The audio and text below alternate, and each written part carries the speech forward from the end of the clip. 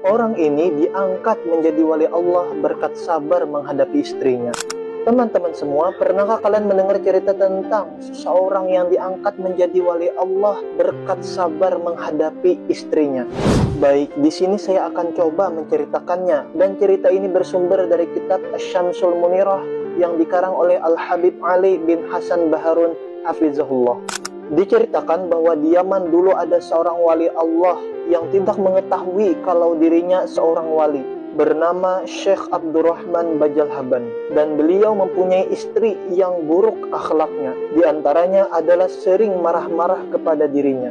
Meski demikian, beliau tetap sabar menghadapinya. Suatu ketika beliau pergi meninggalkan sang istri ke gua untuk berkhalwat. Hal itu dikarenakan beliau merasa stres menghadapi perlakuan istrinya itu. Saat sampai di gua, Syekh Abdurrahman Bajalhaban menemui dua orang yang juga berkhalwat atau berdiam diri di gua tersebut. Beliau meminta untuk berteman, tetapi keduanya mengajukan satu syarat. Syekh Abdurrahman Bajalhaban harus menyiapkan makanan secara bergilir sesuai jadwal. Syekh Abdurrahman pun sepakat. Ketika kedua orang lelaki itu sampai kepada gilirannya, mereka melakukan salat dan berdoa. Seketika makanan turun dari langit. Melihat kejadian itu, Syekh Abdurrahman merasa kebingungan. Begitu hebat teman-temannya itu. Saat giliran beliau tiba, Syekh Abdurrahman Bajalhaban meniru kedua orang tadi. Beliau salat dan berdoa seperti yang dilakukan mereka. Dan menakjubkan, makanan yang turun dari langit lebih banyak daripada milik dua orang lelaki sebelumnya.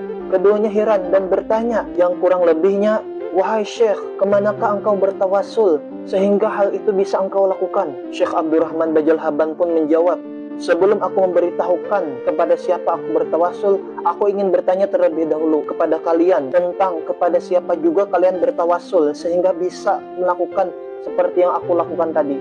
Mereka menjawab, "Kami bertawasul kepada seorang wali Allah yang bernama Syekh Abdurrahman Bajalhaban." Syekh Abdurrahman Bajalhaban pun merasa kaget karena ternyata orang yang mereka tawasuli itu adalah dirinya sendiri.